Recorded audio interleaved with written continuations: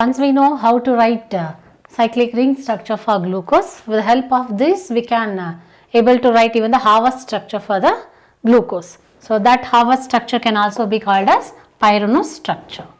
Before going for this, now if you go for this alpha D plus glucose or beta D plus glucose, now we can easily distinguish why it is called as alpha, why it is called as beta. I will repeat it again. So here alpha is with respect to the arrangement of the H and OH groups on either side of the first carbon atom. Here you can find in the first carbon atom the H is on left hand side and OH group will be on right hand side. So now in this case alpha form we can find that code for the alpha D plus glucose as HHOH HH. You please remember this arrangement so that it will be very much helpful to write the Haber structure even in your examination. It is the most important structure from examination point of view. So now once you start with this code, what is that code? HHOH HH. And as usual at the terminal position there will be presence of primary alcoholic group, that is CH2OH. And in case of beta glucose, so this beta stands with the change in the C1 configuration. Instead of OH is on right hand side here, that OH will be on left hand side. Now what is that code for this beta D glucose? Instead of telling HHOH HH, we can simply call it as, that is code is OH HOH HH. So if it is confusing for you people to remember both codes, you just remember only one code, that is HHOH HH. So if you remember this code, that is HHOH HH, this is that main important standard code you have to remember for writing the Haber structure. Now what is that change you have to make over for the beta? In case of the as for beta, in spite of writing H, that is in the first step, that is in the first carbon atom, you can write it as OH and remaining will be as it is. So OH H OH H H. Therefore this is one of the important code you should remember, so that even further whichever that monosaccharide like fructose, and even if you go for disaccharides, there also you can take the help of this code to make certain changes, so that you can write correct structure or the Haber structure or any Fischer projection formulae for different saccharides. Now what is that code? HHOH HH, that is representing which glucose? Alpha D glucose. So then what is that small change we should make for beta D glucose? Only one change. In spite of writing H at the first position, you should write it as OH. And remaining at the terminal position, you should remember obviously there will be presence of CH2OH either for alpha form or for the beta form of the glucose. They will be linked at the terminal position with CH2OH. And of course, if you consider in nature among alpha form of glucose and beta form of glucose, which is said to be more stable, do you know? So actually beta D glucose is said to be more stabler. So around 36% of glucose will be in alpha form and around 64% of glucose will be in beta form. That indicates that which is more stabler form, that is beta D glucose is said to be more stabler form. So it depends on the chair conformations for the alpha form and beta form, but just you remember beta is said to be more stabler. And once you recognize this difference between alpha D glucose and beta D glucose, now we are going to write the Haber structure, or it is also considered as pyranose structure. So here that pyranose, pyron, so it is representing the pyron structure. So it is resembling the pyron structure. One of the hetero atom that is present in the cyclic ring will be oxygen. So it is called as pyron. Now the Haber structure which I am going to write now, it is resembling the structure of the pyron. So this pyron containing the cyclic ring, hexagonal cyclic ring, that is hexagonal cyclic ring, which includes heteroatom. Which is that heteroatom? That is oxygen. Now you please observe carefully. Now I am going to write that hexagonal ring first. First you are supposed to write the hexagonal ring. So you just write hexagonal ring.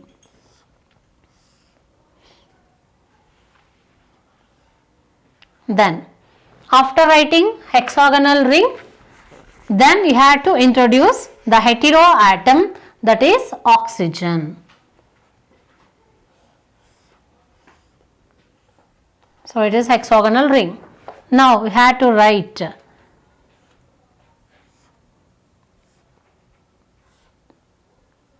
bonds. These bonds representing two bonds are there here. So above the lines there will be planar structure for the cyclic ring. So one is above, another bond is below. So above the plane of the ring, other set will be below the plane of the ring. Now as you can observe here, in case of alpha, what is that code here? I can consider HHOH, remember HHOH. Now whichever that atoms which are lying on left hand side of this projection formula of alpha D glucose, in this projection formula of alpha D glucose, the set of atoms present on left hand side are actually present above the plane of the ring. Now which is that first carbon atom here? You should start with, this is the first carbon atom, we can write it here.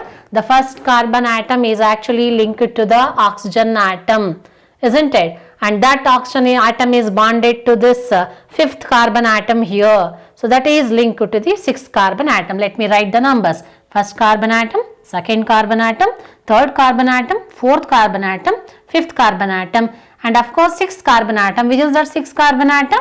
Let me write it as CH2OH. Now which is that code we have to start with? Left hand side, that is H, then H, then OH, then H, and which is that last one left over. Along with that CH2OH, you can just opposite to CH2OH, you can represent it by H. It is attached to H. Now opposite to H, which is that you should remember, obviously it is OH. Opposite to H, OH, but opposite to OH, it is H, and opposite to H, OH. Now we can easily observe OH, OH, H and OH. All these set of atoms which are lying on right hand side in this projection formula are lying below the plane of the ring. This is how we are representing Haworth structure for the glucose. It is exactly named as either Haworth structure of glucose or pyranose structure of glucose. But what type of glucose? That is very important. This is representing Haworth structure or pyranose structure for glucose, which is named as alpha D plus glucose. That is important. It is the Haworth structure of alpha D plus glucose. Now I know you can easily write the Haworth structure for beta D glucose by yourself. Now we can write these dashed lines which are represent the bonds above and below the plane of the ring. Now as you can start from beta, what is that code I am telling? Even in examination you should remember, alpha D plus glucose means HHOH, HH. Beta D plus glucose means, in spite of writing, you remember that code as it is, HHOH, HH. But what is that main difference? In spite of writing H, you can write OH. Then next remaining will be same, H, OH, H. And here obviously there will be presence of CH2OH, HHOH, HH. But this H I am representing which is not lying above, but it is lying below. That you should not write it as OH, but you should obviously write it as what? H it is always. Opposite to CH2OH, you can write only H but not OH.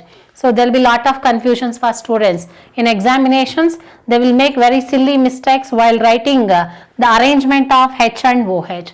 So you just remember this code so that you will write this code exactly. So which is lying above the plane, HHOH, H, and last H, it is not lying above the plane but it is opposite to CH2OH. Always you remember CH2OH will be lying above the plane.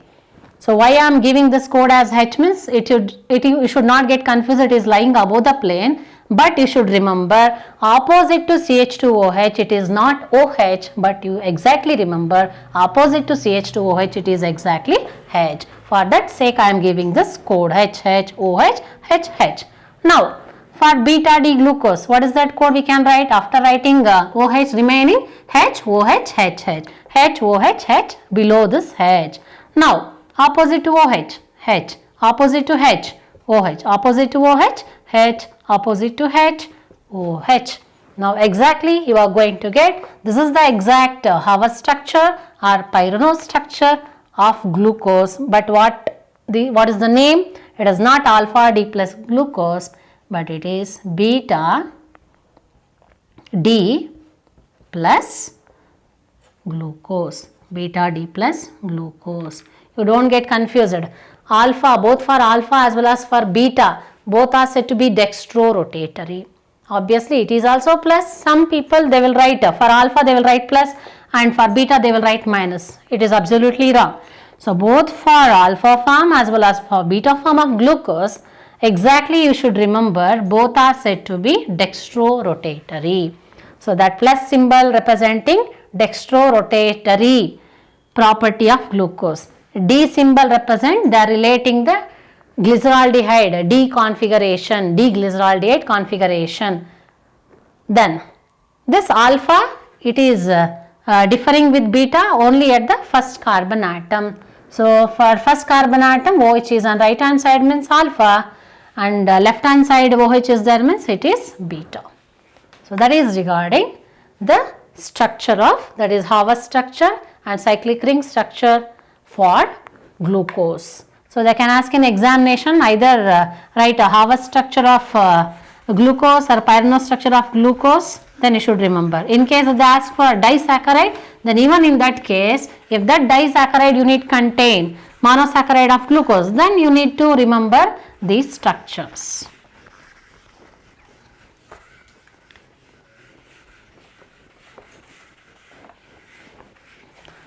After considering these structures, that is alpha D glucose and beta D glucose, which are named as pyranose structure, even you should remember one more thing, that is called as mutarotation. Mutarotation. What is meant by mutarotation? Now before going to give definition, let me give explanation. So very first we can start with, so now we have glucose, that is freshly prepared glucose. You know that we have two forms of glucose, one is alpha form of glucose, other one is beta form of glucose. So we can consider, we have started with the freshly prepared alpha form glucose, alpha form of glucose or alpha D glucose, and in another container we have taken freshly prepared beta form of glucose, that is beta D plus glucose. One is alpha D plus glucose, other one is beta D plus glucose. Both are kept in separate containers. They are freshly prepared. I am explaining it. So they are freshly prepared. Now once you start with freshly prepared alpha form of glucose, you have kept a certain quantity of alpha D glucose, that is freshly prepared.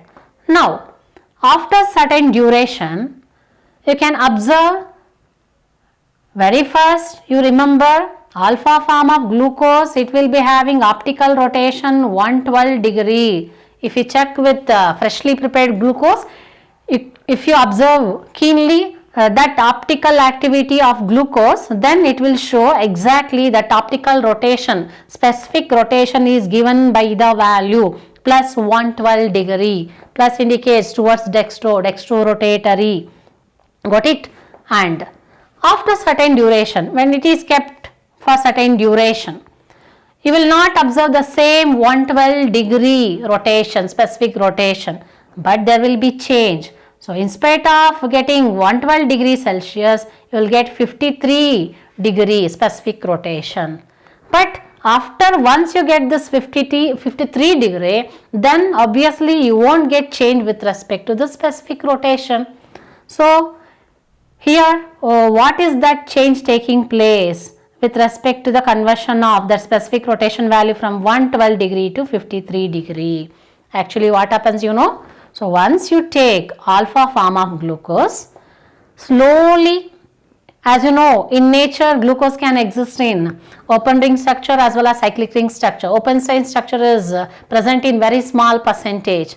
So in major percentage they can exhibit in alpha form as well as in beta form.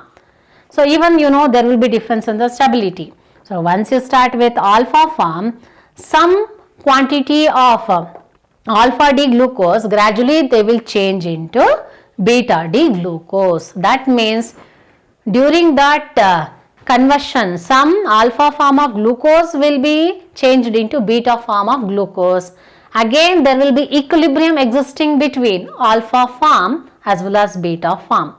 So due to the existence of equilibrium between that alpha form of glucose and beta form of glucose, then exactly you are going to get that equilibrium between alpha form and beta form, so that we are getting constant value with respect to specific rotation. You don't get confused here, it is not minus, again it is plus dextrorotatory 53 degree, that is specific rotation. So now there is a change in the specific rotation of alpha D plus glucose from 112 degree to 53 degree. Now if you start with beta form of glucose, now let us take another container. We have freshly prepared beta glucose and we have kept in one container and you allow it for certain duration. So after resting for certain duration, then what happens? Very initially you remember for beta form plus 19 degree is the specific rotation, right? After certain duration, you won't find that same specific rotation, but again you will get that same constant value like in case of alpha form, that is 53 degree. That what it is indicating? If you start with beta form of glucose also, some quantity of beta form of glucose will change into alpha form, so that there will be existence of equilibrium between alpha form and beta form of the glucose, so that they are getting constant specific rotation 53 degree. That means what is indicating between, that is what is that important information you are going to get from these two cases? There will be interconversion, there will be change in the optical rotation from either form of the glucose, either from alpha form or beta form of glucose, to get constant value of specific rotation. That process can be called as mutarotation. So what is mutarotation? The change in the specific rotation of glucose from either form of the glucose to get until they will get constant value, is called as mutarotation. So during this mutarotation, either you can start with alpha form of glucose or you can start with beta form of glucose. So either you take a freshly prepared 100% alpha form of glucose, you will not get 100% alpha form glucose after certain duration. Even if you start with beta form of glucose, after certain duration you will not get 100% of beta form of glucose. In the both the cases, you will get mixture of alpha form of glucose as well as beta form of glucose. They will be in equilibrium with each other, so that we are getting that constant specific rotation as, that is plus 53 degree. That is with regard to mutarotation. So that is how we can easily distinguish how this alpha form will be differing from beta form. So of course, lastly, the melting point for alpha form of glucose will be 419 Kelvin and for beta form it will be 423 Kelvin. Even they are differing in their melting point. So which will be having lower melting point? Alpha form. So it will be having little bit more melting point, beta, higher melting point.